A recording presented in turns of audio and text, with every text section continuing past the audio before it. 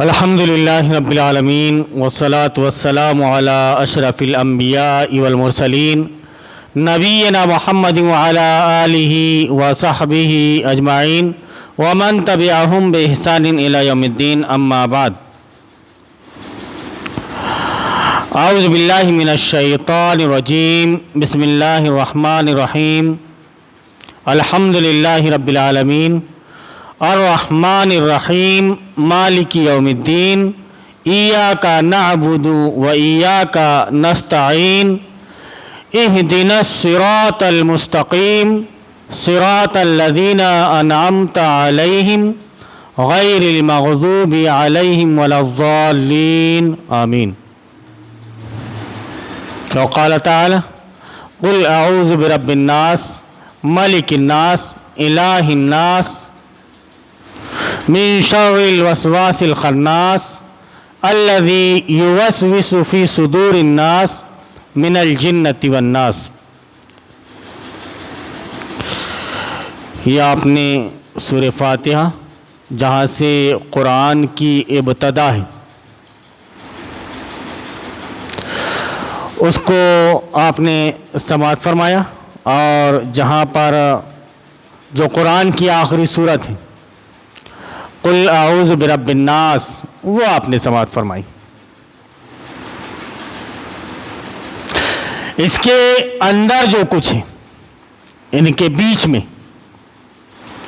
اللہ رب العالمین نے سورہ فاتحہ سے لے کر سورہ ناس تک جو قرآن نازل کیا اس کی ابتدا اسی ماہ مبارک میں ہوئی. اسی ماہ مبارک میں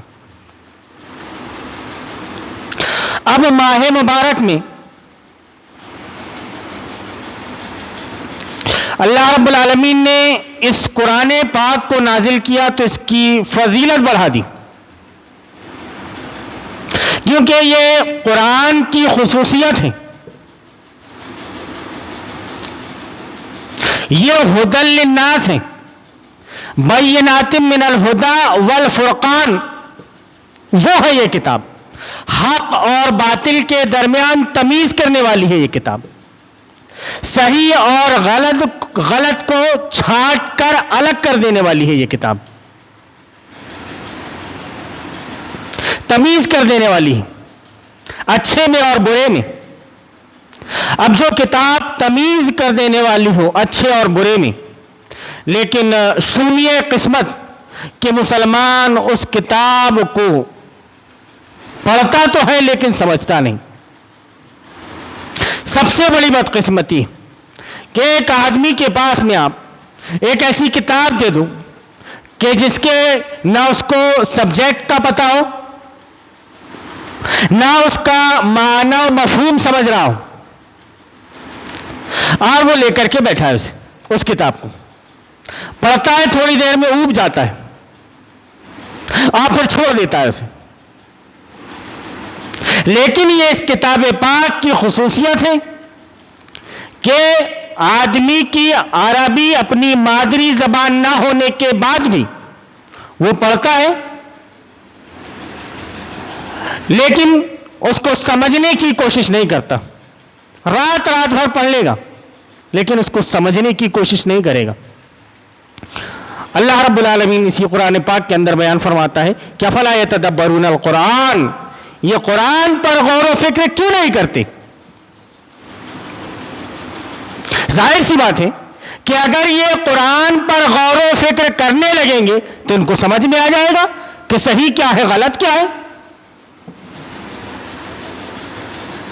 علماء نے صرف اڑا دیا کہ یہ تمہارے سمجھنے کی کتاب نہیں ہے، تم اس کو نہیں سمجھ سکتے، تم اس کو نہیں سمجھ سکتے، ہم تمہیں سمجھائیں گے. تو ہم تمہیں سمجھائیں کا مطلب ہم فلاں مسلک کے آدمی ہیں، اس مسلک کے مطابق آپ کو قرآن کو سمجھائیں گے.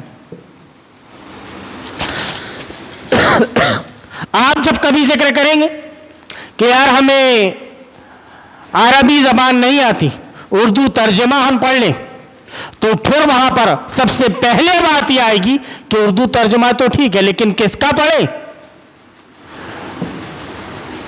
کوئی بولے گا ابن کثیر کا پڑھو، کوئی بولے گا ثناء اللہ امرتسری کا پڑھو، کوئی بولے گا مولانا مودودی کا پڑھو، کوئی بولے گا احمد رضا کا پڑھو، کوئی کسی کا بولے گا، کوئی کسی کا بولے گا، سب الگ الگ نام پیش کریں گے۔ اب آدمی یہاں پر کنفیوژن میں کیا کریں؟ ہم کس کا ترجمہ پڑھیں؟ کس کا ترجمہ پڑھیں؟ اب یہاں پر آدمی آ کر کے کنفیوز ہو جاتا ہے اور یہ کہتا ہے کہ یار اس کی سنیں یا اس کی سنیں یا اس کی سنیں، کس کی سنیں؟ پریشان ہو کر کے آدمی چھوڑ ہی دیتا ہے، ارے ہٹاؤ نا، کون پڑھے؟ اس کی سنو گے تو یہ برا مان جائے گا، اس کی سنو گے تو یہ برا مان جائے گا، کس کی سنیں آخر؟ یہاں پر لا کر نبی کی امت کو لاک کر دیا جاتا ہے، گویا آپ کے دماغ کو، آپ کے ذہن کو محدود کر دیا گیا کسی ایک مسلک کو لے کر، کسی ایک فرقے کو لے کر، کہ آپ صرف یہیں پر آ کر محدود ہو جائیں، آگے کی آپ بالکل نہ سوچیں۔ ٹھیک ہے، آپ ایک کام کریں، ایک رکوع اس کا پڑھیں، ایک رکوع اس کا پڑھیں، ایک رکوع اس کا پڑھیں، ٹیسٹ کر کے دیکھیں ذرا، تھوڑی بہت عقل اللہ رب العالمین نے آپ کو دی ہے، سمجھ سکتے ہو آپ؟ اس کے بعد بھی سمجھ میں نہیں آتا، پھر ریویژن کے ساتھ میں پڑھو آپ۔ اگر وہ ایک رکوع آپ کو سمجھ میں نہیں آیا تو ان کے علماء سے جا کر کے ملو کہ اس میں یہ پڑھا میں نے، اس میں یہ پڑھا، اس میں یہ پڑھا، اب بتائیے آپ۔ اس طرح سے وہ تعلیم و تعلم کا سلسلہ جاری رکھے، ایک دن منزل تک پہنچ جائے گا۔ وہ سیرت طیبہ اس کی نگاہوں کے سامنے ہونی چاہیے، وہ پڑھ رہا ہے سیرت طیبہ کو۔ اب جو کچھ سیرت آپ صلی اللہ علیہ وسلم کی اس کے سامنے ہے، ذرا دیکھے کہ آپ صلی اللہ علیہ وسلم کے زمانے میں بھی اتنے مسلک اور اتنے فرقے تھے کیا؟ اس کو سمجھ میں آئے گا صاف کہ نہیں، اتنے مسلک اور اتنے فرقے نبی صلی اللہ علیہ وسلم کے زمانے میں نہیں تھے۔ تب اس کو سمجھ میں آ جائے گا کہ یہاں پر کیا ڈھونگ چل رہا ہے، کس طرح سے نبی کی امت کے درمیان پھوٹ ڈالی جا رہی ہے، اس کو بہکایا جا رہا ہے، اسے سمجھ میں آئے گا۔ کم از کم رمضان المبارک کے اس مہینے کو وہ غنیمت جان لے، غنیمت جان لے اور بیٹھ جائے قرآن پاک کو سمجھنے کے لیے، اور یہ ٹھان لے کہ میں اس کو سمجھ کر اٹھوں گا، تو انشاءاللہ 29-30ویں روزے تک وہ کسی نہ کسی نتیجے کو ضرور پہنچے گا، کسی نہ کسی نتیجے کو ضرور پہنچے گا۔ وہ شرط یہ ہے کہ وہ دل لگا کر کتاب اللہ کو پڑھے، اس کو سمجھنے کی کوشش کرے۔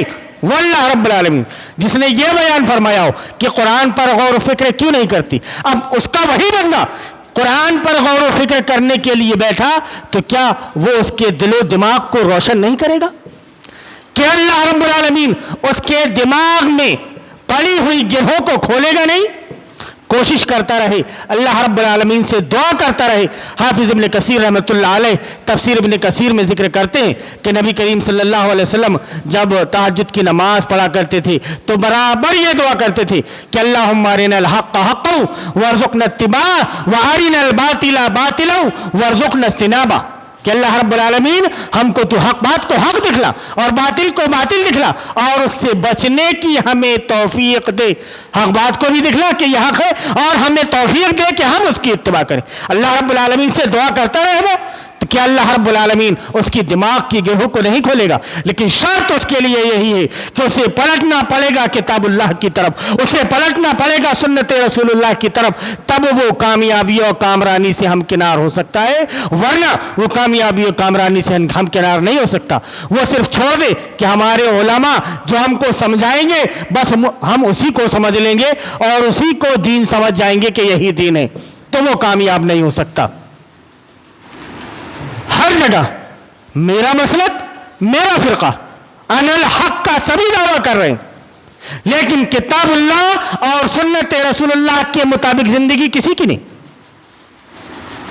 دعویٰ تو سب کا ہے لیکن عمل سے سب نظارت۔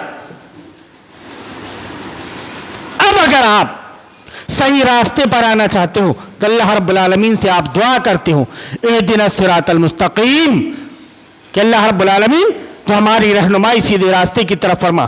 اللہ رب العالمین سے آپ دعا کر رہے ہو، قرآن کو آپ پڑھ رہے ہو، الف لام میم سے آپ نے پڑھنا شروع کیا، تو جن جن کاموں سے اللہ آپ کو روک رہا ہے ان کاموں سے رک جاؤ۔ ترجمہ پڑھنے میں تو سمجھ میں آئے گا کہ اللہ رب العالمین کس چیز کا حکم دے رہا ہے۔ جن کاموں کے کرنے کا اللہ رب العالمین حکم دے رہا ہے اس کو سنو، اس کو پڑھو، سمجھو اور اس پر عمل کرو۔ ایک ایک آیت پڑھتے جاؤ، ایک ایک آیت کو سمجھتے جاؤ اور اس پر عمل کرتے جاؤ، انشاءاللہ آپ کے سامنے دودھ کا دودھ اور پانی کا پانی ہوگا۔ لیکن اگر آپ محدود ہو گئے کہ نہیں ہم پڑھیں گے بھی نہیں، ہم سمجھنے کی بھی کوشش نہیں کریں گے، تو یہ سمجھ لیجئے کہ آپ کامیابی و کامرانی سے ہمکنار نہیں ہو سکتے، آپ رشد و ہدایت کو نہیں پا سکتے جس کے لیے اللہ رب العالمین نے اس کتاب پاک کو نازل کیا ہے۔ اگر آپ اس کو پڑھنا شروع کریں گے تو الف لام میم سے جب پڑھیں گے تو اللہ رب العالمین نے اس میں صفات بیان کر دی ہے ان لوگوں کی جو اس کتاب سے ہدایت پا سکتے ہیں۔ اب وہ 6 قسم کے لوگ کون ہیں، اس کے سلسلے میں ہم انشاءاللہ آپ کو اگلے درس میں بتائیں گے۔